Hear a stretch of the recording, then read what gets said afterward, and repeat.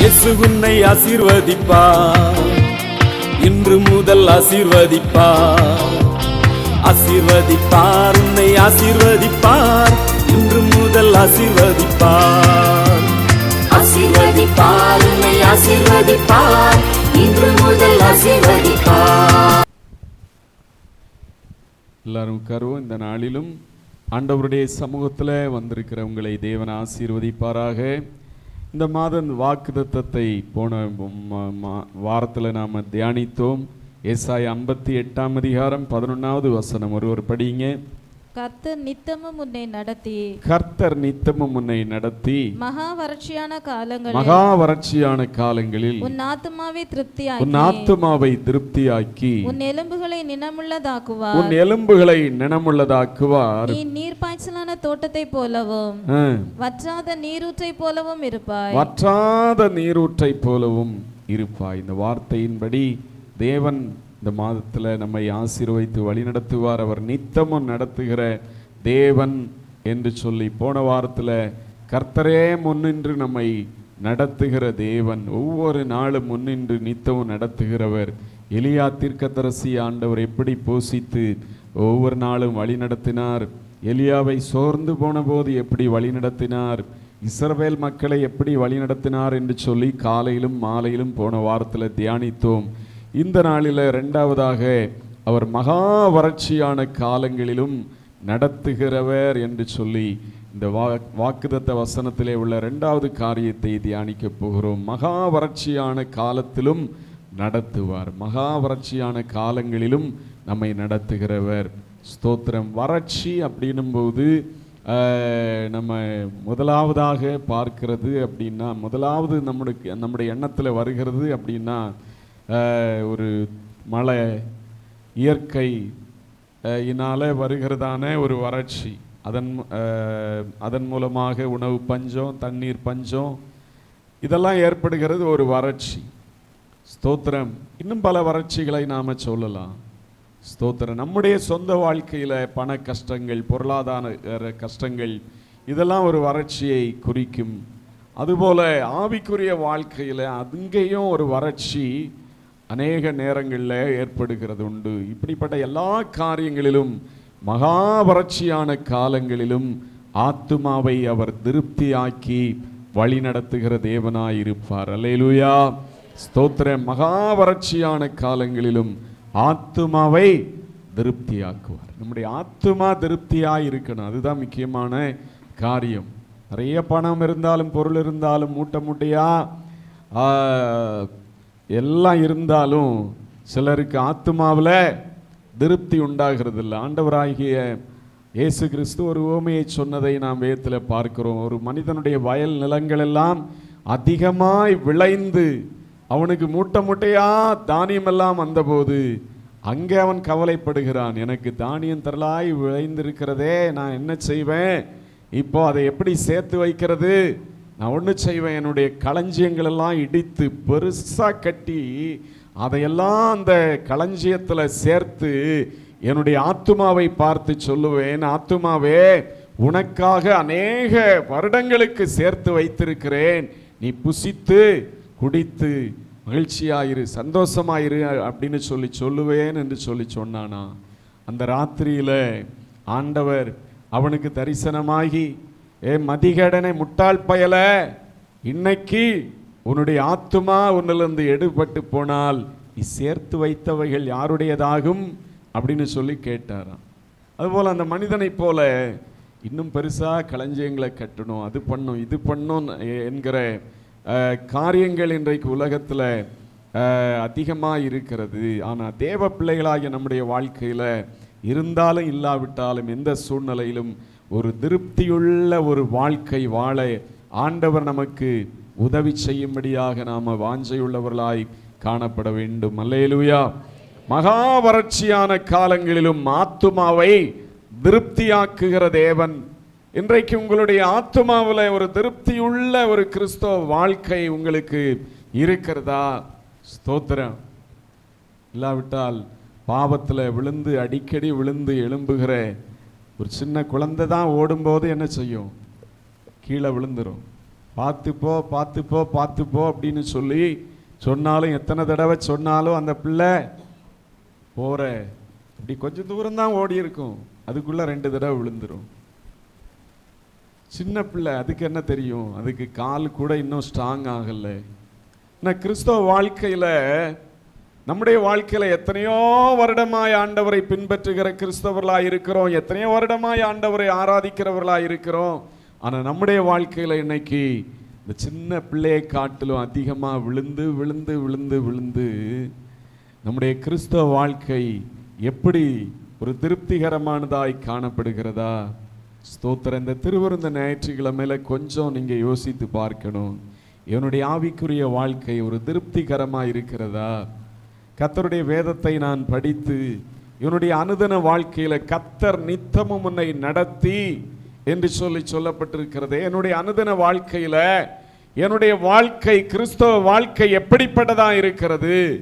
வேதத்தை படித்து தியானித்து ஜெபித்து என்னுடைய வாழ்க்கையில் ஆண்டவருடைய வழிகளில் நடத்தப்படும்படியாய் என்னுடைய வாழ்க்கையில் தேவனுக்கு பிரியமான காரியங்களை செய்து என்னுடைய வாழ்க்கை திருப்தி உள்ளதா இருக்கிறதா அப்படின்னு சொல்லி ஆவிக்குரிய நிலைமையில் நம்முடைய ஆத்துமாவில் ஒரு திருப்தி படுகிற ஏதாவது காரியம் இருக்கா? இல்லை, ஒண்ணுமே இல்லை, ஒண்ணுமே இல்லை. வெற்றிடமா என்னுடைய ஆவிக்குரிய அந்த ஆத்துமாவினுடைய நிலைமை இருக்கிறது அப்படின்னு சொல்லி சொன்னீங்கன்னா, இந்த நாளிலே ஆண்டவரே என்னுடைய ஆத்துமாவை என்ன செய்யுங்க? திருப்தி ஆக்குங்க. எல்லாரும் சொல்லுங்க, என் ஆத்துமாவை திருப்தி ஆக்குங்க. ஆண்டவரே என் ஆத்துமாவை திருப்தி ஆக்குங்க. ஸ்தோத்திர. ஆத்துமா அது திருப்தி ஆக வேண்டும். நீதிமொழிகள் 10ஆம் அதிகாரம் 3வது வசனத்தை படிங்க.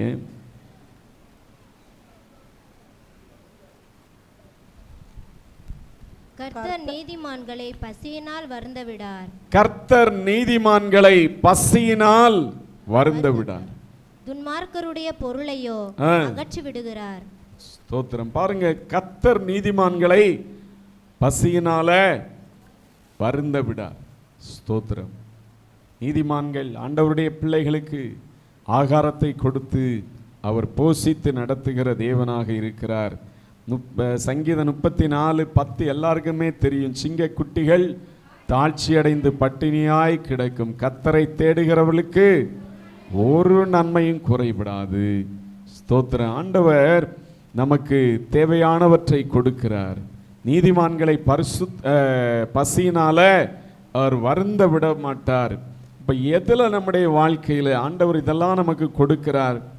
ஸ்தோத்திரம். எத்தனை பேர் போன வாரத்தில் பட்டினியாய் கிடந்தீங்கன்னா ஒருத்தர் கூட கை தூக்க மாட்டீங்க. ஆண்டவர் எனக்கு ஏதோ நல்ல ஆகாரத்தை கொடுத்தாரு, போஷித்தாரு, ஒரு நாளாவது கறி சோறு சாப்பிட உதவி செய்தார், மீன் வாங்க உதவி செய்தார், எனக்கு நல்ல ஏதோ ஆகாரம் குறைவில்லாதபடிக்கு தந்தார் அப்படின்னு சொல்லி தான் நீங்கள் சொல்லுவீங்க. அப்போ கர்த்தர் நீதிமான்களை பசியினால வருந்த விடார். சிங்கக்குட்டிகள் தாழ்ச்சியடைந்து பட்டினியாய் கிடக்கும், கர்த்தரை தேடுகிறவர்களுக்கு ஒரு நன்மை குறைபடாது. ரொம்ப சந்தோஷம். ஆண்டவர் நம்மை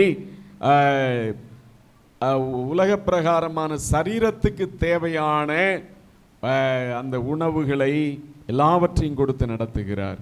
ஆனால் ஆத்துமாவில் தான் பிரச்சனை. ஆத்துமாவில் தான் ஒரு திருப்தியற்ற நிலைமைகள் இன்னைக்கு காணப்படுகிறது. அந்த பிரச்சனையான நிலைமைகள் நம்முடைய வாழ்க்கையில் நீங்கி ஆத்துமா திருப்தி உள்ளதாய் காணப்பட நாம் ஆண்டவருக்கு இடம் கொடுக்க வேண்டும். சங்கீதம் 33ஆம் சங்கீதம் 19வது வசனத்தை படிங்க.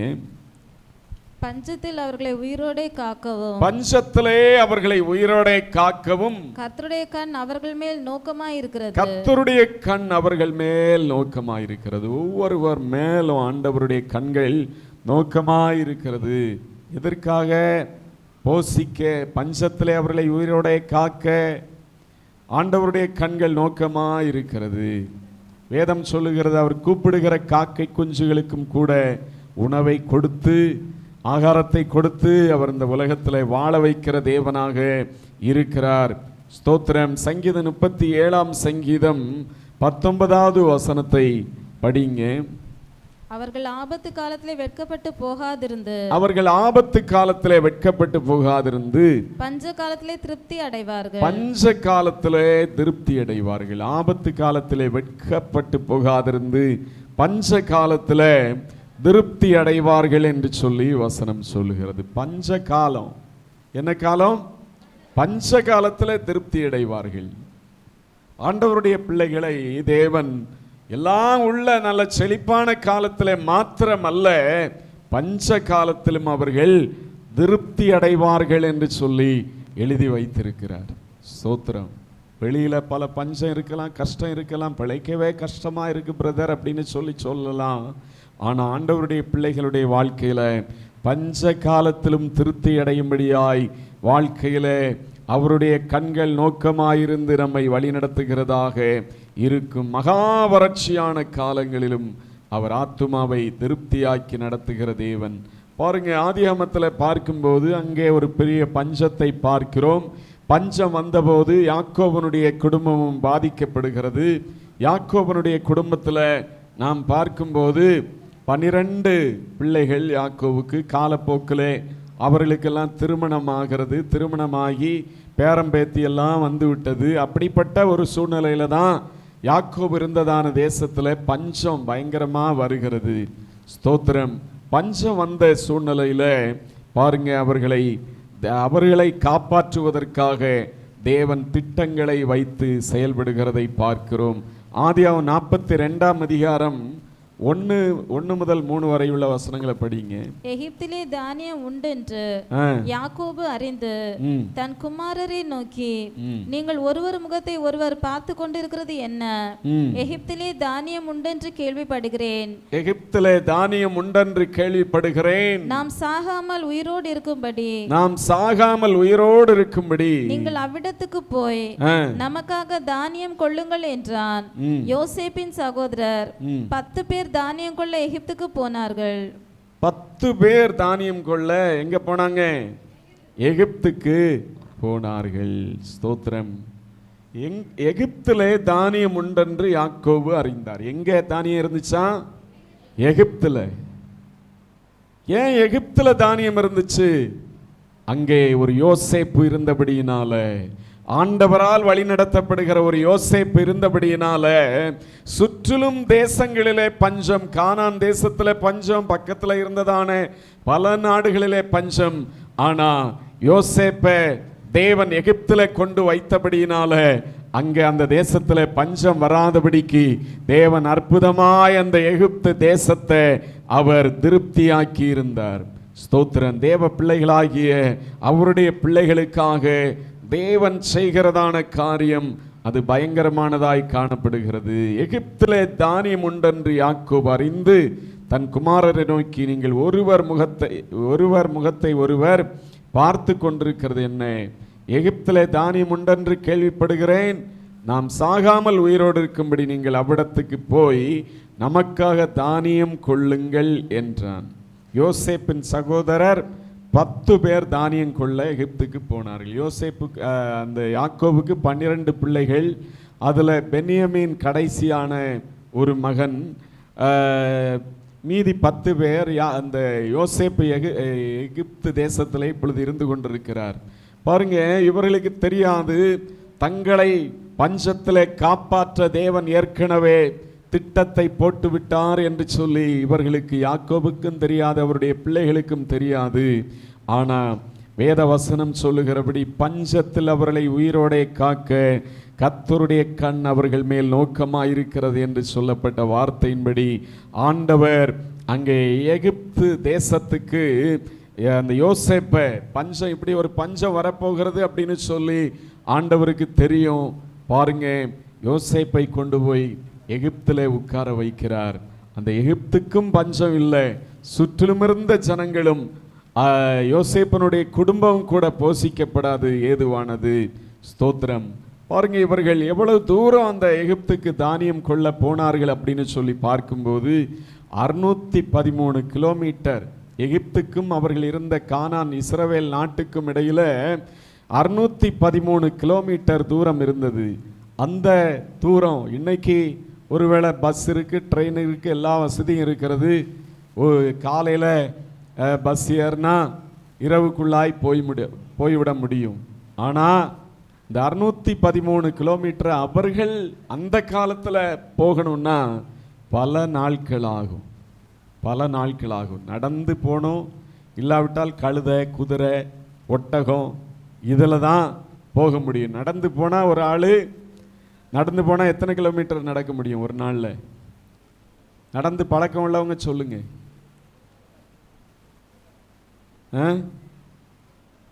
10-20 கிலோமீட்டர் நடந்துடலாம். கஷ்டப்பட்டு நடந்து தான் ஆகணும், வேற வழி இல்லை அப்படின்னும் போது ஒரு 10-20 கிலோமீட்டர் நடந்தாலும் கிட்டத்தட்ட ஒரு 30 நாள்.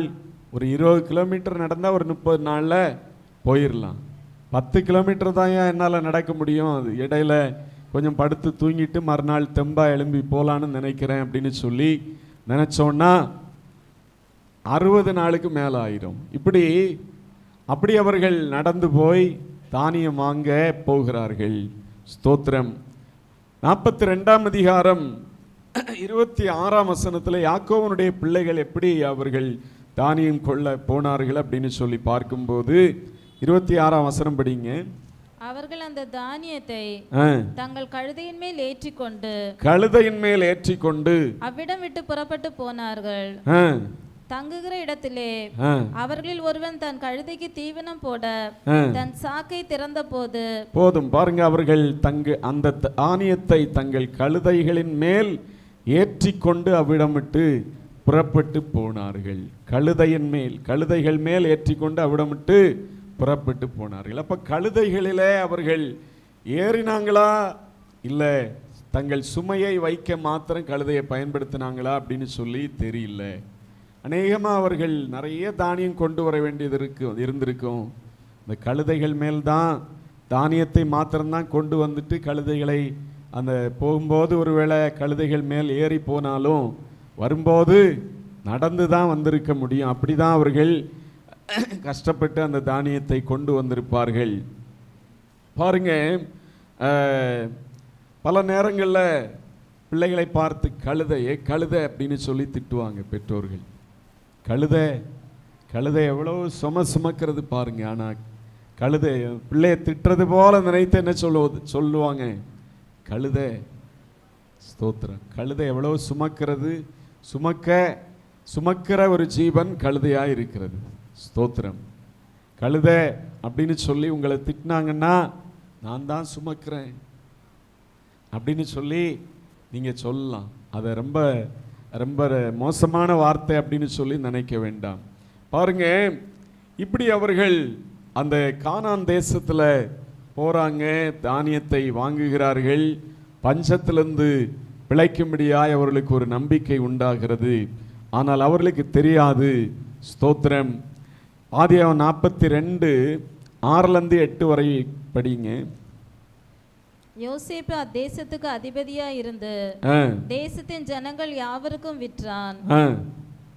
யோசேப்பின் சகோதரர் வந்து முகங்குப்புற தரையிலே விழுந்து அவனை வணங்கினார்கள். யோசேப்பு அவர்களை பார்த்து தன் சகோதரர் என்று அறிந்து கொண்டான். அறிந்தும் அறியாதவன் போல கடினமாய் அவர்களோட பேசி நீங்கள் எங்கே இருந்து வந்தீர்கள் என்று கேட்டான். அதற்கு அவர்கள் கானான் தேசத்திலிருந்து தானியம் கொள்ள வந்தோம் என்றார்கள். யோசேப்பு அவர்களை தன் சகோதரர் என்று அறிந்தும் அவர்கள் அவனை அறியவில்லை. யோசேப்பு அவர்களை குறித்து தான் கண்ட சொப்பனங்களை நினைத்து அவர்களை நோக்கி நீங்கள் வேவுக்காரர், தேசம் எங்கே திறந்து கிடக்கிறது என்று பார்க்க வந்தீர்கள் என்றான்.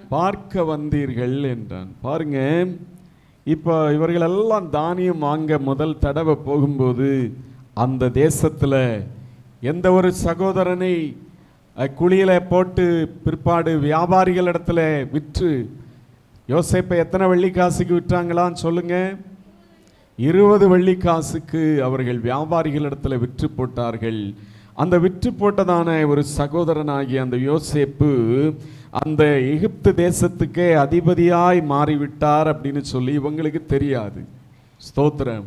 பல நேரங்களிலே மனிதர்கள் நமக்கு தீமை செய்கிறேன் என்று சொல்லி பல காரியங்களை செய்கிறதே நம்முடைய வாழ்க்கையில் நன்மைக்காய் கர்த்தர் பிடிக்கிற தேவனாய் இருக்கிறார். அல்லேலூயா, ஸ்தோத்திரம். கடைசியில அவங்களே சிந்திப்பாங்க, நம்ம இதை பண்ணியிருக்காட்டா கூட இவங்க நல்லா இருந்திருக்க மாட்டாங்களே அப்படின்னு சொல்லி நினைக்கிற அளவுக்கு சில நேரங்களிலே மற்றவருடைய தீமையை கர்த்தர் நன்மையாய் மாற்றுகிற தேவனாய் இருக்கிறார். அல்லேலூயா, ஸ்தோத்திரம். பாருங்க, யோசேப்பை அடிமையாய் விற்று போட்டா தேவன் அவரை கொண்டு பார்வோனுடைய அடுத்த ஸ்தானத்துல உயர்ந்த ஒரு நிலைமையில வைக்கிறார். ஸ்தோத்திரம். சகோதரர்கள் போகிறார்கள், யோசேப்பை நேரடியா பார்க்குறாங்க. ஆனா அவங்களுக்கெல்லாம் ஒண்ணுமே தெரியல இது யோசேப்பு அப்படின்னு சொல்லி. ஆனா இந்த யோசேப்பு சகோதரர்களை பார்த்த உடனே கண்டுபிடித்து விட்டார். ஸ்தோத்திரம். யோசேப்பு அவர்களை பார்த்து கண்ட சொப்பனத்தை நினைவு கூறுகிறார். என்ன சொப்பனம் கண்டார் யோசேப்பு? அந்த சூரியனும் சந்திரனும் எல்லா நட்சத்திரங்களும் என்னை வணங்கிற்று, 12 நட்சத்திரங்களும் வணங்கிற்று, எல்லா அரிக்கட்டுகளும் எனக்கு முன்பாக பணிந்தது போல இருந்தது அப்படின்னு சொல்லி சொப்பனங்களை கண்டு அதை சகோதரர்களிடத்திலும் அம்மா அப்பாவிடத்திலும் சொன்னபடியினால தான் யோசேப்பை மற்ற சகோதரர்கள் வெறுத்தார்கள். அந்த சொப்பனத்தை இப்போ நினைத்து பார்த்து அவர்களை கொஞ்சம் டெஸ்ட் பண்ணலாம் அப்படின்னு சொல்லி, நீங்கள் வேவுகாரர் எங்கே தேசம் திறந்து கிடக்கிறது அப்படின்னு சொல்லி பார்க்க வந்தீர்கள் அப்படின்னு சொல்லி சொல்லும்போது அவர்களும் சில ஆன்சர்லாம் கொடுக்குறாங்க. 13ஆம் வசனத்தில், அப்பொழுது அவர்கள் உமது அடியாராகிய நாங்கள் 12 சகோதரர் கானான் தேசத்தில் இருக்கிற ஒரு தகப்பனின் புத்திரர், இளையவன் இப்பொழுது எங்கள் தகப்பனிடத்தில் இருக்கிறான், ஒருவன் காணாமல் போனான் என்று சொல்லி சொல்லுகிறார்கள். காணாமல் போகவில்லை, மனதார அவங்களுக்கு தெரியும் அவனை விற்று போட்டு தகப்பனிடத்திலையும் போய் செய்தியை கொண்டு வந்தார்கள். ஒரு காட்டு மிருகம் அவனை கொன்று போட்டது என்கிறது போல செய்தியை கொண்டு வந்ததை நாம் வேதத்தில் பார்க்கிறோம். ஆனாலும் பாருங்க, இந்த காரியங்களை நாம் பார்க்கும்போது ஒரு யோசேப்பை தேவன் கொண்டு போய் எகிப்து தேசத்தில் வைத்து அங்கே அவர்களை போஷித்த காரியத்தை பார்க்கிறோம். 45ஆம் அதிகாரத்தில் 5-8 வரைக்கும் படிங்க. 45 5-8. என்னை இவ்விடத்தில் வரும்படி விற்று போட்டதினால் நீங்கள் சஞ்சலப்பட வேண்டாம், அது உங்களுக்கு விசனமா இருக்கவும் வேண்டாம். ஜீவரட்சணை செய்யும் பண்ணும்படிக்கு தேவன் என்னை உங்களுக்கு முன்னே அனுப்பினார். தேசத்தில் இப்பொழுது 2 வருஷமாக பஞ்சம் உண்டாயிருக்கிறது. இன்னும் 5 வருஷம் உழவும் அறுப்பும் இல்லாமல் பஞ்சம் இருக்கும். பூமியிலே உங்கள் வம்சம் ஒழியாமல் இருக்க உங்களை ஆதரிக்கிறதற்காகவும் பெரிய ரட்சிப்பினால் உங்களை உயிரோடே காப்பதற்காகவும் தேவன் என்னை உங்களுக்கு முன்பாக அனுப்பினார். ஆதலால் நீங்கள் அல்ல தேவனே என்னை இவ்விடத்துக்கு அனுப்பி என்னை பார்வோனுக்கு தகப்பனாகவும் அவர் குடும்பம் அனைத்திற்கும் கர்த்தனாகவும் எகிப்து தேசம் முழுவதுக்கும் அதிபதியாகவும் வைத்தார் என்று சொல்லுகிறதை பார்க்கிறோம். ஸ்தோத்திரம். யோசேப்புக்கு நல்லா தெரியும். இந்த சகோதரர்களெல்லாம் பார்த்தபோது அவன் சொல்லுகிறான், 2 வருஷம் பஞ்சமா இருக்கிறது, இன்னும் 5 வருஷம் உழவும் அறுப்பும் இல்லாமல் பஞ்சம் இருக்கும். பூமியிலே உங்கள் வம்சம் ஒழியாமல் இருக்க உங்களை ஆதரிக்கிறதற்காகவும் பெரிய ரட்சிப்பினால் உங்களை உயிரோடை காப்பதற்காகவும் தேவன் என்னை உங்களுக்கு முன்னமே அனுப்பினார்.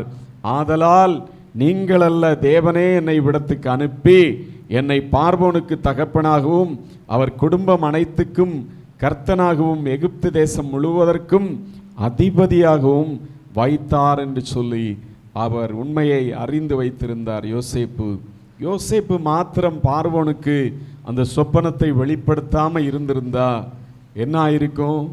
அவர்கள் எப்பொழுதும் போல தானியங்களை வேஸ்ட் பண்ணியிருப்பார்கள், சேர்த்து வைத்திருக்க மாட்டார்கள். எகிப்து தேசத்தில் எகிப்துக்கும் ஆகாரம் இல்லாமல் போயிருக்கும். சுற்றிலும் உள்ள நாடுகளிலும் பிழைப்பு இல்லாமல் ஜனங்கள் ஆகாரம் இல்லாமல் மடிந்திருப்பார்கள்.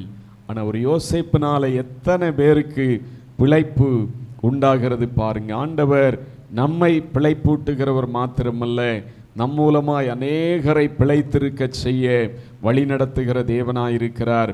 ஸ்தோத்திரம். மகா வறட்சியான காலங்களிலும் அவர் ஆத்துமாவை திருப்தியாக்குகிறவர். ஸ்தோத்திரம். இந்த மாதத்தில் உங்களுடைய வாழ்க்கையில், உங்களுடைய ஆத்துமாவில் ஒரு திருப்தியை அவர் தர விரும்புகிறார். உங்களுடைய பொருளாதாரத்தில் ஒரு திருப்தியை தந்து வெறுமையை மாற்றி அவர் வழிநடத்த விரும்புகிற தேவனாக இருக்கிறார். ஸ்தோத்திரம்.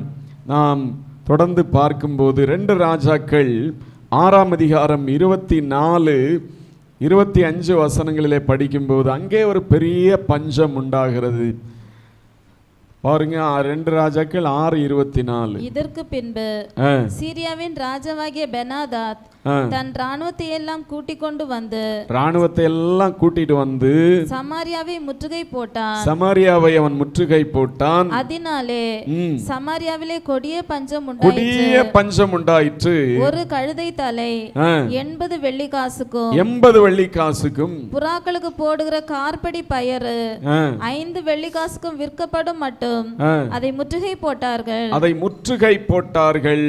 பாருங்க, இஸ்ரவேல் தேசத்துக்கு எதிராய் சீரிய தேசத்தின் ராஜா பெனாதாத் வந்து இராணுவத்தை எல்லாம் கூட்டிக் கொண்டு வந்து தேசத்தை முற்றுகை போடுகிறார். முற்றுகை போடப்பட்டதான நிலைமையில பயங்கரமான பஞ்சம் ஜனங்களுக்கு. முற்றுகை அப்படின்னா 1 நாள் 2 நாள் அல்ல, பல நாட்கள். அந்த ஜனங்களுக்கு தண்ணீர் கிடைக்கக்கூடாது, வெளியேந்து எதுவும் கொண்டு வரக்கூடாது அப்படின்னு சொல்லி ரொம்ப தீவிரமாக முற்றுகை போட்டிருப்பார்கள். அவங்கள் அந்த உள்ளே இருக்கிற ஜனங்கள் முடிந்த அளவுக்கு உள்ளே இருக்கிறத சாப்பிடுவாங்க. ஒரு சில நாட்களுக்குள்ளாக என்ன தண்ணி இருக்காது, சாப்பாடு இருக்காது. அதுக்கப்புறம் அவங்கள ஈஸியாக பிடிச்சிடலாம் அப்படின்னு சொல்லி அந்த நோக்கத்தோடு அப்படி செய்வார்கள். பாருங்க, இப்படி அவன் பெனாதாத் முற்றுகை போட்டிருக்கும் போது வேத வசனம் சொல்லுகிறது 25ஆம் வசனத்தில், சமாரியாவில் கொடிய பஞ்சம் உண்டாயிற்று. ஒரு கழுதை தலை 80 வெள்ளிக்காசுக்கும் புறாக்களுக்கு போடுகிற கார்படி பயறு 5 வெள்ளிக்காசுகளுக்கும். 5 வெள்ளிக்காசுகள் அப்படின்றது ரொம்ப ஒரு மதிப்பு மிக்கதாக அந்த நாட்களில் காணப்பட்டது. ஆனால் புறாக்களுக்கு போடுகிற சாதாரண அந்த தானியம் 5 வெள்ளி சேக்கல் கொடுக்க வேண்டியதாக இருந்தது. அதுவும் கூட அவர்களுக்கு சரியா கிடைக்கல. அப்படிப்பட்ட நிலைமையில் ராஜா அலங்கத்தின் மேல் நடந்து போகிறார். உயரமான இடத்துல நடந்து ஜனங்களெல்லாம் என்ன பண்ணுகிறாங்க அப்படின்னு சொல்லி பார்க்கும்போது 26, 27 வசனத்தில், இஸ்ரவேலின் ராஜா அலங்கத்தின் மேல் நடந்து போகையில் ஒரு ஸ்திரீ அவனை பார்த்து கூப்பிட்டு, ராஜாவாகி என் ஆண்டவனே ரட்சியும் என்றாள். ஒரு ஸ்திரீ, ராஜாவே என்னை காப்பாற்றுங்க, என்னை ரட்சியுங்க அப்படின்னு சொல்லி அவள் கூப்பிடுகிறாள். என்ன அதற்கு ராஜா என்ன சொல்லுகிறார்? அதற்கு அவன், கர்த்தர் உன்னை ரட்சிக்காதிருந்தால் நான் எதிலிருந்து எடுத்து உன்னை ரட்சிக்கலாம்? களஞ்சியத்திலிருந்தா, ஆலையிலிருந்தா என்று சொல்லி ராஜா பின்னையும் அவளை பார்த்து, உனக்கு என்ன வேண்டும் என்று கேட்டான். அதற்கு அவள், இந்த ஸ்திரீ என்னை நோக்கி, உன் மகனை தா, அவனை இன்று தின்போம், நாளைக்கு என் மகனை தின்போம் என்றாள். அப்படியே என் மகனை ஆக்கி தின்றோம். மறுநாளிலே நான் இவளை நோக்கி, நாம் உன் மகனை தின்ன அவனை எனக்கு தா என்றேன். அவள் தன் மகனை ஒழித்து விட்டாள் என்றாள். ராஜா அவளை பார்த்து, உனக்கு என்ன வேண்டும்னு கேட்கும்போது அவள் சொல்லுகிற காரியத்தை தான் நாம் படித்தோம். 2 ஸ்திரீகள் இருந்திருக்கிறார்கள். 2 பேரும் ஒரு முடிவுக்கு வந்து, நம்ம பசி பட்னியில் நம்மவே செத்து போகிறோம். ஸ்தோத்திரம். என் பிள்ளைய இன்னைக்கு என்ன செய்வோம்? கொன்று சாப்பிடுவோம். நாளைக்கு பசி ஆற்ற உன்னுடைய பிள்ளையை கொன்று சாப்பிடுவோம் அப்படின்னு சொல்லி அவர்கள் யோசனை பண்ணி, அவர்கள் திட்டம் பண்ணி அந்த முதல் குழந்தையை கொன்று விட்டார்கள். சரி, 2ஆம் நாள் பசி எடுக்கும்போது அந்த குழந்தையை சாப்பிடலாம் அப்படின்னு சொல்லி அவர்கள் அந்த குழந்தை இழந்த தாய் நினைக்கும் போது அதை ஒழித்து வைத்து விட்டாள். இதுதான் கம்ப்ளைண்ட் ராஜாவினிடத்தில். ராஜாவுக்கு ஸ்தோத்திரம், அதிர்ச்சினா தாங்க முடியல.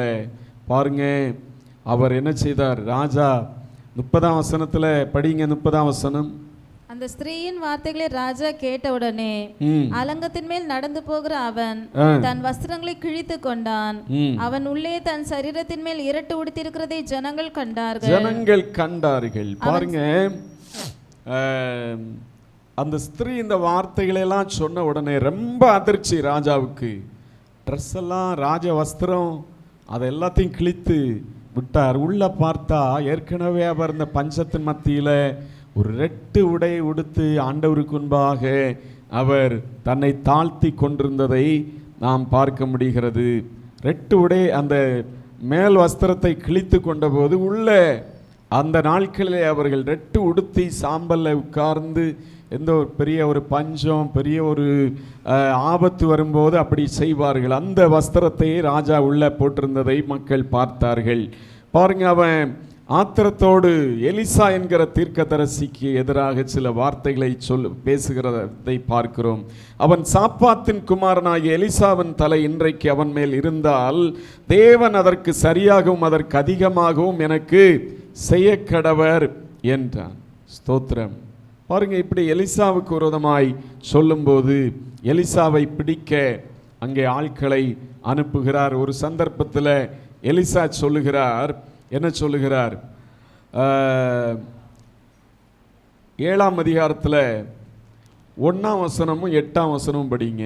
அப்பொழுது எலிசா, கர்த்தருடைய வார்த்தையை கேளுங்கள், கர்த்தருடைய வார்த்தையை கேளுங்கள். நாளை இந்நேரத்தில் சமாரியாவின் வாசலிலே ஒரு மரக்கால் கோதுமை மா 1 சேக்கலுக்கும் 2 மரக்கால் வார்கோதுமை 1 சேக்கலுக்கும் விற்கப்படும் என்று கர்த்தர் சொல்லுகிறார் என்றான். 8ஆம் வசனம். அந்த குஷ்டரோகிகள் பாளையத்தின் முன்னணி மட்டும் வந்தபோது ஒரு கூடாரத்துக்குள் பிரவேசித்து புசித்து குடித்து அதிலிருந்து வெள்ளியையும் பொன்னையும் வஸ்திரங்களையும் எடுத்துக்கொண்டு போய் ஒளித்து வைத்து திரும்பி வந்து வேறொரு கூடாரத்துக்குள் பிரவேசித்து அதிலிருந்தும் அப்படியே எடுத்துக்கொண்டு போய் ஒளித்து வைத்தார்கள். பாருங்க, இங்கே எதிரிகள் வந்து முகாமிட்டு அவர்கள் இஸ்ரவேல் ஜனங்களுக்கு உணவில்லை, ஒண்ணுமே இல்லை. அங்கே அப்படிப்பட்ட நிலைமையில் எலிசாவின் மூலமாய் கர்த்தருடைய வார்த்தை வருகிறது. கர்த்தருடைய வார்த்தையை கேளுங்க. நாளைக்கு இதே நேரத்தில், என் வார்த்தை எழுதி வைத்துக் கொள்ளுங்க, இதே நேரத்தில் சமாரியாவின் வாசல்ல 1 மரக்கால் கோதுமை மா 1 சேக்கலுக்கும் 2 மரக்கால் வார்கோதுமை 1 சேக்கலுக்கும் விற்கப்படும் என்று கர்த்தர் சொல்லுகிறார் என்று சொல்லப்பட்ட வார்த்தை ஆண்டவர் இந்த அதிகாரத்தில் நிறைவேற்றி இருக்கிறதை நாம் பார்க்க முடிகிறது. என்ன நடக்கிறது பாருங்க. இந்த குஷ்டரோகிகள் 2 பேர் அந்த சமாரியாவில் ஒலிமுக வாசல்ல இருக்கிறார்கள். இந்த குஷ்டரோகிகளுக்கும் பயங்கரமான பசி. அவங்க என்ன நினைக்கிறாங்க, நம்ம இங்க இருந்தோம்னா பசியினால செத்து போக வேண்டியதுதான், நம்ம என்ன செய்வோம், சீரிய இராணுவத்தினுடைய அந்த முகாமுக்கு போவோம். அங்கே போய் நம்ம மேலே பரிதாபப்பட்டு ஏதாவது கொடுத்தாங்கன்னா வாங்கி சாப்பிட்டு பிழைச்சிடலாம். இல்லை நம்ம கொன்று போட்டோன்னா இங்கே பஞ்சத்தில் சாகிறது, அங்கே போய் செத்துற போகிறோம் அப்படின்னு சொல்லி அவர்கள் என்ன செய்கிறார்கள்? ஸ்தோத்திரம். குஷ்டரோகிகள் எத்தனை பேர் போனாங்க? 4 பேர்கள் என்று சொல்லி வசனத்தில் போடப்பட்டிருக்கிறது. 3லிருந்து 5 வரை உள்ள வசனங்களிலே படிக்கும்போது குஷ்டரோகிகளான 4 பேர் ஒலிமுக வாசலில் இருந்தார்கள். அவர்கள் ஒருவரையொருவர் நோக்கி, நாம் இங்கே இருந்து சாக வேண்டியதென்ன, பட்டணத்துக்குள் போவோம் என்றாலும் பட்டணத்தில் பஞ்சம் உண்டாயிருக்கிறதுனால் அங்கே சாவோம், நாம் இங்கே இருந்தாலும் சாவோம், ஆகையால் இப்பொழுது சீரியருடைய இராணுவத்துக்கு போவோம், வாருங்கள், அவர்கள் நம்மை உயிரோடே வைத்தால் பிழைக்கிறோம், நம்மை கொன்றால் சாகிறோம் என்று சொல்லி அவர்கள் இருட்டோடே எழுந்து புறப்பட்டு போகிறார்கள். காலையில் இருட்டோடே எழுந்து புறப்பட்டு போகிறார்கள். எங்கே போகிறாங்க? சீரிய படை இருக்கிறதான அந்த இடத்துக்கு போகிறாங்க. 4 பேரும் அப்படியே ஸ்டெப் வைத்து பயங்கர வீராவேசமாக போவாங்களா? குஷ்டரோகிகள் ரொம்ப மெதுவாக தான் போவாங்க, ரொம்ப ஸ்லோவாக தான் நடப்பாங்க. ஆனால் அவங்க சும்மா ஸ்லோவாக 4 பேர்கள் அவருடைய 8 கால்களும் நடக்கிற அந்த தொனியை, அந்த சத்தத்தை ஆண்டவர் அந்த சீரியர்களுக்கு எப்படி கேட்க பண்ணினாராம்? வெறும் இராணுவத்தினுடைய சத்தத்தை, அந்த கால் தடத்தினுடைய அந்த சத்தத்தை அவர்களுக்கு பெரிய இராணுவத்தினுடைய இரைச்சலின் சத்தத்தை போல ஆண்டவர் கேட்க பண்ணினாராம். பாருங்க, சீரியருடைய 6ஆம் வசனம் படிங்க. ஆண்டவர் சீரியரின் இராணுவத்திற்கு ரதங்களின் இரைச்சலையும் குதிரைகளின் இரைச்சலையும் மகா இராணுவத்தின் இரைச்சலையும் கேட்க பண்ணினதினால் அவர்கள் ஒருவரை ஒருவர் நோக்கி, இதோ நம்மிடத்தில் போருக்கு வர இஸ்ரவேலின் ராஜா ஏத்தியரின் ராஜாக்களையும் எகிப்தியரின் ராஜாக்களையும் நமக்கு விரோதமாக கூலி பொருத்தினான் என்று சொல்லி இருட்டோடு எழுந்திருந்து ஓடிப்போய் தங்கள் கூடாரங்களையும் தங்கள் குதிரைகளையும் தங்கள் கழுதைகளையும் தங்கள் பாளையத்தையும் அவர்கள் இருந்த பிரகாரமாக விட்டு தங்கள் பிராணன் மாத்திரம் தப்பும்படி ஓடி போனார்கள். பாருங்க, பயங்கரமான ஒரு இராணுவத்தின் இரைச்சல் அவர்களுக்கு கேட்கிறது. இங்க நடந்து போனது யார் போனது? 4 குஷ்டரோகிகள் நடக்கிறது சத்தமே கூட கேட்காது. மெதுவாக தான் அவங்க கை காலு எல்லாமே பாதிக்கப்பட்ட நிலைமையில் மெதுவாக தான் நடந்து போகிற அவருடைய அந்த கால் தடத்தை பெரிய இராணுவத்தின் இரைச்சலாக அந்த சீரியர்களுக்கு கேட்க பண்ணபடினால எல்லாரும் கால்நடையாய் ஓடி போனார்கள். குதிரைகளை கழுதைகளை அவுக்க கூட அவர்கள் நேரத்தை லேட் பண்ண விரும்பவில்லை. எல்லாரும் அப்படியே வைத்ததான பொருட்களை எல்லாம் விட்டு ஓடி போனார்கள் என்று சொல்லி ஆண்டவருடைய வார்த்தை சொல்லுகிறது. ஆண்டவர் எதற்காக இதையெல்லாம் செய்தார்? ஸ்தோத்திரம். எலிசாவினுடைய வார்த்தைகளை நிறைவேற்றி அவன் கர்த்தரின் மூலமாய் என்ன காரியங்களை சொன்னாரோ அதை நிறைவேற்றும்படியாய் ஆண்டவர் செய்ததை பார்க்கிறோம். ஸ்தோத்திரம். நம்முடைய வாழ்க்கையிலும் ஆண்டவர் இப்படிப்பட்டதான பெரிய கிரியைகளை செய்ய வல்லமையுள்ள தேவனாக இருக்கிறார். உங்களுக்கு விரோதமாய் பலர் அப்படி இப்படி என்று சொல்லி இவனை என்ன பண்ணுறேன் பாரு அப்படின்னு சொல்லி பல காரியங்களை ஒருவேளை சொல்லலாம். ஆனால் நம்ம ஆண்டவருடைய பிள்ளைகளாக இருக்கும்போது ஸ்தோத்திரம், ஆண்டவர் கிரியை செய்யும்போது அப்படிப்பட்ட வாய்களெல்லாம் மூடி போகும்படியாய் பயந்து ஓடும்படியாய் தேவன் கிரியை செய்கிற ஆண்டவராக இருக்கிறார். அல்லேலூயா, ஸ்தோத்திரம். பாருங்க என்ன நடக்கிறது. இப்போ குஷ்டரோகிகள் போய் சாப்பிட்றாங்க. பல நாட்களாகிவிட்டது சாப்பிட்டு. நல்ல உணவுகள் எல்லாம் எடுத்து சாப்பிட்றாங்க. இந்த கூடாரத்துலேருந்து அங்கே போகிறாங்க, அங்கேயும் நல்ல உணவெல்லாம் இருக்குது. சாப்பிட்டு விடுகிறார்கள். சாப்பிட்டுட்டு, டேய் இன்னைக்கு நம்ம மாத்திரம் சாப்பிட்டு இங்கே தூங்கி கொரட்டை விட்டோன்னா அது நல்லா இருக்காது. நாம் இந்த நாள் நற்செய்தி அறிவிக்க வேண்டிய நாள். நம்ம தேசத்தின் ஜனங்கள் எல்லாம் பட்டினி கிடக்கிறாங்க, நம்ம போய் சொல்லணும் அப்படின்னு சொல்லி போய் சொன்னபோது பார்த்தா ஸ்தோத்திரம், இந்த குஷ்டரோகிகள் சொன்னபடியே சீரியர்கள் ஓடி போயிருந்ததை அவர்கள் பார்த்தார்கள். எல்லா தானியங்களையும் எல்லாவற்றையும் மூட்டையாக எடுத்துக்கொண்டு வந்தார்கள். ஜனங்களுக்கு எல்லாவற்றையும் விற்க ஆரம்பித்தார்கள். எலிசா சொன்னபடி ரொம்ப சீப்பாய் தானியங்கள் விற்கப்பட்டது. எல்லா ஜனங்களுடைய பஞ்சமும் நீங்கி போயிற்று. கர்த்தர் பஞ்சத்தை அந்த ஜனங்களுக்கு அந்த எலிசாவினுடைய வார்த்தையின்படி நீக்கி போட்டார். ஸ்தோத்திரம். மகா வறட்சியான காலங்களிலும் ஆண்டவர் நடத்துகிற தேவனாக இருக்கிறார். அல்லேலூயா. கடைசியாக ஒரு பஞ்சத்தை, தேவன் அனுமதித்ததான ஒரு பஞ்சத்தை இங்கே நாம் பார்த்து ஒரு வேதபோதியை பார்த்து ஜெபித்து முடிக்க போகிறோம். கர்த்தர் அனுமதித்ததான ஒரு பஞ்சம். ஆண்டவரே அந்த பஞ்சத்தை அனுமதித்திருக்கிறார். அந்த பஞ்சம் நீங்க அவர்கள் என்ன செய்தார்கள்? நம்முடைய வாழ்க்கையிலும் பல நேரங்களிலே பஞ்சங்கள், போராட்டங்கள், தடைகள் அவைகள் வருகிறது. அவைகள் நீங்க நம்முடைய வாழ்க்கையிலும் நாம சில காரியங்களை செய்ய வேண்டியது இருக்கிறது என்கிறதை இதிலிருந்து நாம் பார்க்க முடிகிறது. 2 சாமுவேல் 21ஆம் அதிகாரம் 1வது வசனம் படிங்க. 2 சாமுவேல் 21:1. தாவீதின் நாட்களில் 3 வருஷம் ஓயாத பஞ்சம் உண்டாயிருந்தது. 3 வருஷம் ஓயாத பஞ்சம் உண்டாயிருந்தது. அப்பொழுது தாவீது கர்த்தருடைய சமூகத்தில் விசாரித்தான். கர்த்தர் கிபியோனரை கொன்று போட்ட சவுலுக்காகவும் இரத்த பிரியரான அவர் வீட்டாருக்காகவும் இது உண்டாயிற்று என்றார். இரத்த பிரியரான அவன் வீட்டாருக்காகவும் இது உண்டாயிற்று என்றார். தாவீதின் நாட்கள்ல ஆண்டவரால் ஏற்படுத்தப்பட்ட தாவீது ராஜாவாக சவுலை தள்ளி தேவன் இந்த தாவீதை ராஜாவாக ஏற்படுத்தினான். ஆனால் தாவீதின் நாட்களில் ஓயாத பஞ்சம், இன்னைக்கு தீரும் நாளைக்கு தீரும், நாளைக்கு மழை பெய்யும், நாளைக்கு செழிப்பாய் உண்டாகும், செழிப்பாய் வரும் அப்படின்னு சொல்லி பார்த்து பார்த்து 3 வருஷம் ஓடிவிட்டது. 3 வருஷம் ஓயாத பஞ்சம்.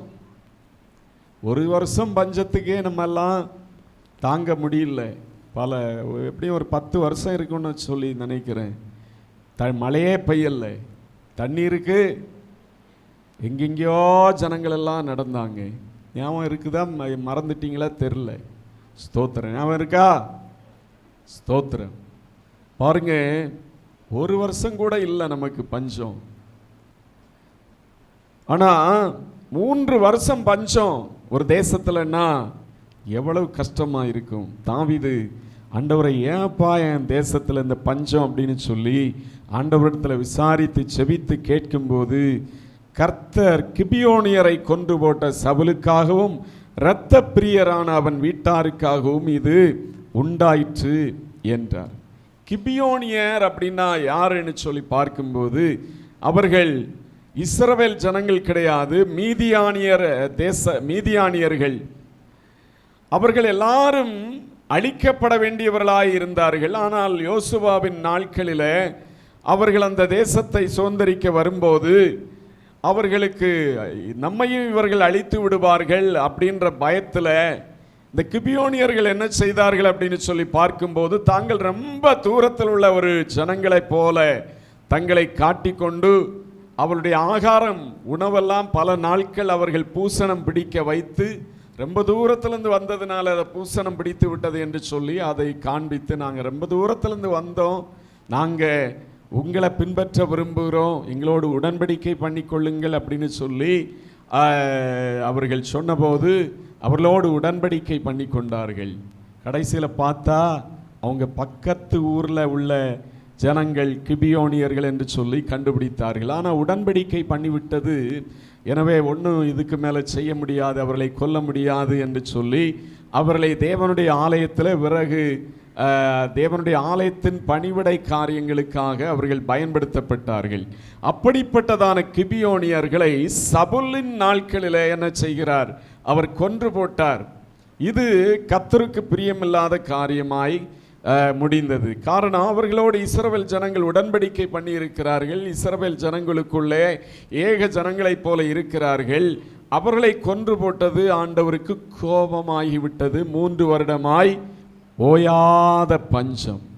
இப்போ நம்முடைய வாழ்க்கையிலும் கூட நம்ம சில காரியங்களிலே தேவனுக்கு பிரியமில்லாதவர்களாய் காணப்படும் போது, ஸ்தோத்திரம், தேவனுடைய சித்தத்துக்கு எதிரான காரியமாய் ஜீவிக்கும் போது நம்முடைய வாழ்க்கையிலும் எதெடுத்தாலும் ஒரு பஞ்சமாக, எதெடுத்தாலும் ஒரு முன்னேற முடியாத ஒரு நிலைமைகள் காணப்படும்.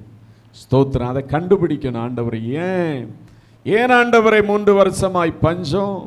ஏன் ஆண்டவரை என்னுடைய வாழ்க்கையில் இந்த பிரச்சனை?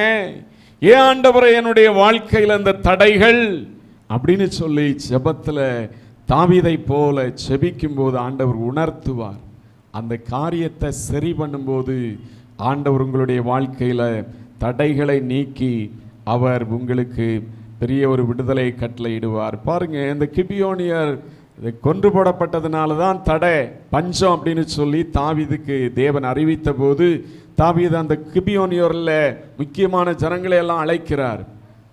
ஆண்டவர் இப்படி சொல்லியிருக்கிறார், என்ன பிரச்சனை அப்படின்னு சொல்லி கேட்கும்போது அவர்கள் சொல்லுகிறார்கள். ஸ்தோத்திரம். 3ஆம் வசனத்தில் படிங்க. 3ஆம் வசனம்.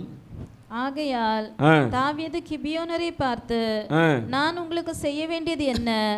நீங்கள் கர்த்தருடைய சுதந்திரத்தை ஆசீர்வதிக்கும்படிக்கு நீங்க ஆண்டவருடைய சுதந்திரத்தை ஆசீர்வதிக்கும்படிக்கு நான் செய்ய வேண்டிய பிராயச்சித்தம் என்ன என்று கேட்டான். அப்பொழுது கிபியோனியர் அவனை பார்த்து, சவுலோடும் அவன் வீட்டாரோடும் எங்களுக்கு இருக்கிற காரியத்திற்காக எங்களுக்கு வெள்ளியும் பொன்னும் தேவையில்லை, எங்களுக்கு பணம் பொருள் எதுவுமே தேவையில்லை, இஸ்ரவேலில் ஒருவனை கொன்று போட வேண்டும் என்பதும் இஸ்ரவேல்ல நாங்க கொன்று போட வேண்டும் என்றும் விரும்பவில்லை அல்ல என்றார்கள். அப்பொழுது அவன், அப்படியானா நான் உங்களுக்கு என்ன செய்ய வேண்டும் என்று சொல்லுகிறீர்கள் என்று கேட்டான்.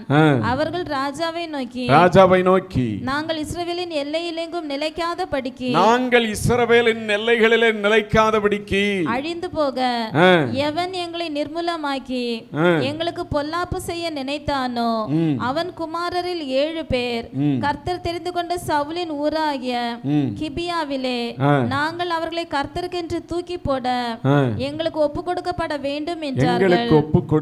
வேண்டும் என்றார்கள். பாருங்க, அவர்கள் கிபியோனியர்களை கேட்டபோது எங்களை அழிக்கணும், நாங்கள் இஸ்ரவேலரோடு உடன்படிக்கை பண்ணி ஆண்டவருடைய சேவை செய்கிறவர்களாக இருந்தோம், எங்களை அழித்து ஒழிக்கணும் அப்படின்னு சொல்லி செயல்பட்ட இந்த சவுலனுடைய சந்ததியில் 7 பேரை நீங்கள் ஒப்பு கொடுத்தா போதும், மற்றபடி எங்களுக்கு பணம் பொருள் வெள்ளி பொண்ணு எதுவுமே தேவையில்லை அப்படின்னு சொல்லி அவர்கள் சொன்னபோது, அப்படி அந்த சவுலனுடைய சந்ததியில் அங்கே ஒப்பு கொடுத்த போது அவர்களை தூக்கி போட்டார்கள். வேதம் சொல்லுகிறது, ஸ்தோத்திரம், 21ஆம் அதிகாரம் 14ஆம் வசனம் படிங்க. சவுலின் எலும்புகளையும் அவன் குமாரனாகிய யோனத்தானின் எலும்புகளையும் பென்யமின் தேசத்து சேலா ஊரில் இருக்கிற அவன் தகப்பனாகிய கீசின் கல்லறையிலே அடக்கம் பண்ணுவித்தான். ராஜா கட்டளையிட்டபடியெல்லாம் செய்தார்கள். அதற்கு பின்பு தேவன் தேசத்திற்காக செய்யப்பட்ட வேண்டுதலை கேட்டான். பாருங்க, இந்த தடை 3 வருஷம் ஓயாத பஞ்சம் எதனால அப்படின்னு சொல்லி கண்டுபிடித்து இந்த பஞ்சத்துக்கு காரணமான காரியங்களை ஒப்பு கொடுத்த போது தேவன் அந்த தேசத்துக்காய் தாவீதும் ஜனங்களும் ஆசாரியர்களும் ஏறெடுத்ததான விண்ணப்பத்தை கேட்டருளினார் என்று சொல்லி வேதவசனம் சொல்லுகிறது. இன்னைக்கு உங்களுடைய வாழ்க்கையில ஸ்தோத்திரம், சில தடைகள் போராட்டங்கள், அவைகளுக்கு உங்களுடைய செயல்பாடுகள் காரணமாக இருக்கலாம். உங்களுக்கும் தேவனுக்கும் இடையில பிரிவினையாயிருக்கிற சில காரியங்களாயிருக்கலாம், சில பாவமான மீறுதலாயிருக்கலாம், சில ஒழுங்கற்ற காரியமாயிருக்கலாம். அதை ஆண்டவருடைய சமூகத்தில் ஒப்பு கொடுக்கும் போது உங்களுடைய வாழ்க்கையின் முன்னேற்றத்துக்கு எதிரான தடைகளை கர்த்தர் நீக்கி போடுவார். உங்கள் வாழ்க்கைக்கு எதிரான அந்தகாரங்களை தேவன் நீக்கி போட்டு எப்படி பஞ்சம் நீங்கும்படியாய் ஜெபத்தை தேவன் கேட்டருளினாரோ அதுபோல தேவன் கேட்டருளுவார்.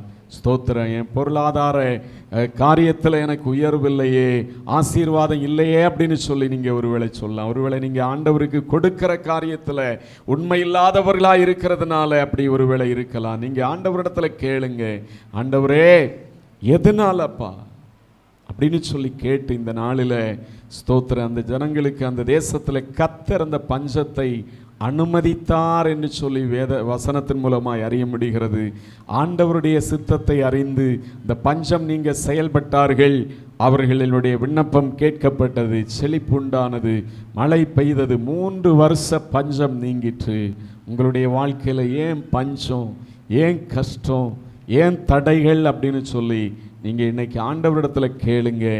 ஆண்டவர் உங்களுக்கு எதிரான தடைகளை நீக்க விரும்புகிறார், ஓயாத பஞ்சத்தை நீக்க விரும்புகிறார். எல்லாரும் அந்த வேளையில் ஆண்டவருடைய சமூகத்தில் ஹல்லேலூயா எழும்பி நிற்போம். ஹல்லேலூயா. நாம் செபித்து நம்முடைய வாழ்க்கையிலையும் இன்னைக்கு தாவீது நாட்களில் வந்தது போல பஞ்சம் இருக்கலாம். ஹல்லேலூயா. ஆண்டவரே, ஏது ஆண்டவரே எனக்கு என் வாழ்க்கைக்கு தடையாக இருக்கிறது? என்னுடைய மீறுதலா, என்னுடைய ஆண்டவரே உமக்கு பிரியமில்லாத காரியங்களா, நான் சரியாய் ஆராதிக்காதபடிக்கு இருக்கிறதா என காரியமா, நான் உவாசித்து ஜெபிக்காம இருக்கிற காரியமா, நான் உமக்கு தசமபாகங்களை கொடுக்காமல் உண்மையற்றவனாய் இருக்கிற காரியமா? எது ஆண்டவரே? எனக்கு சொல்லுங்கப்பா, எனக்கு சொல்லுங்க, எனக்கு உணர்த்துங்க. தாவீது தேவனிடத்தில் கேட்டு அதை சரிபடுத்தின போது ஹல்லேலூயா பஞ்சமெல்லாம் நீங்கி விட்டது, ஜனங்களுடைய கஷ்டமெல்லாம் நீங்கி விட்டது, வறட்சியெல்லாம் நீங்கி விட்டது. ஹல்லேலூயா. கர்த்தர் அவர்களை நித்தமும் நடத்தினார்.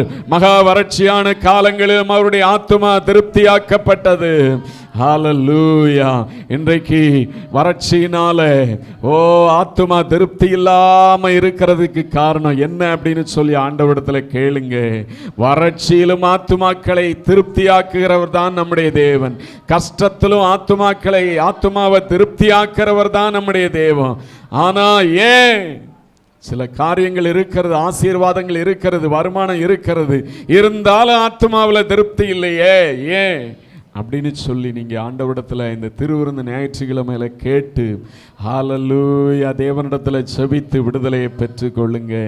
ஹல்லேலூயா. Praise the lord. Hallelujah. Hallelujah. தெய்வமே, ஒவ்வொரு ஜனங்களுடைய வாழ்க்கையில் ஆண்டவரே அவளுடைய ஆத்துமாவை நீர் திருப்தியாக்கி வழி நடத்தும் ஆண்டவரே. ஹல்லேலூயா. மகா வறட்சியான காலங்களிலும் ஆத்துமாவை திருப்தியாக்குகிற தேவன். ஹல்லேலூயா. இந்த நாட்களில் ஆண்டவரே ஆவிக்குரிய வாழ்க்கையில ஆத்துமாவில் ஒரு திருப்தியற்ற நிலைமைகளோடு, ஒரு விடுதலையற்ற நிலைமையோடு இருக்கிற ஜனங்களுடைய வாழ்க்கையில ஆண்டவரே ஒரு விடுதலையான நிலைமையை கர்த்தர் கட்டளையிடும், ஒரு திருப்தியான அனுபவத்தை கட்டளையிடும். அதற்கு விரோதமா என்ன தடை இருந்தாலும், தேவனை தாவீதின் நாட்கள்ல வந்தது போல பஞ்சம் இருந்தாலும் ஆண்டவரே நீர் நீக்கி போடுங்க. ஏன் ஆண்டவரே என்று சொல்லி தாவீதை போல ஆண்டவரை ஜெபிப்பார்களாக, உவாசித்து ஜெபிப்பார்களாக, தங்கள் வாழ்க்கையை சீர்படுத்துவார்களாக. கர்த்தர் கிருபைகளை கொடுப்பீராக, கிருபைகளை கொடுப்பீராக. ஜனங்கள் ஒவ்வொருவருக்கும் கிருபை கொடுப்பீராக. ஹல்லேலூயா. ஹல்லேலூயா. ஹல்லேலூயா. ஹல்லேலூயா. ஸ்தோத்திரம் ஆண்டவரே. ஹல்லேலூயா. கிருபை தாரும், கிருபை தாரும் தேவாவியே, நாள்தோறும் நாள்தோறும் கிருபை தாருமே, கிருபை தாரும், கிருபை தாரும் பாவியே, நாள்தோறும் நாள்தோறும் கிருபை தாருமே,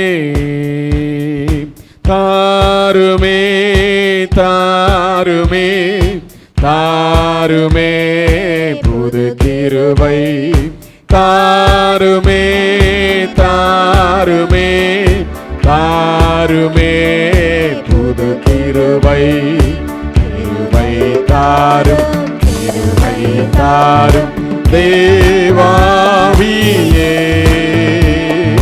நாள்தோறும் நாள்தோறும் கிருபை தாருமே. வெற்றியின் வாழ்க்கை நான் செய்திடவே தேவை உந்தன் கிருபை, வெற்றியின் வாழ்க்கை நான் செய்திடவே வெற்றியுள்ள வாழ்க்கை வாழச் செய்யும் ஆண்டவரே. பாவங்களை நான் மேற்கொள்ள தந்திடும் தந்திடும் புது கிருபை, பாவங்களை ஆண்டவரே, பாவங்கள் மீறுதல்கள் எங்களை ஆளுகை செய்யக்கூடாதப்பா. கிருபை தாரும், கிருபை தாரும் தேவாவியே, நாள்தோறும் நாள்தோறும் தாருமே, கிருபை தாரும், கிருபை தாரும் தேவாவியே, நாள்தோறும் நாள்தோறும் கிருபை தாருமே. ஆவியின் கனிகளை பெற்றிடவே தேவை உந்தன் கிருபை,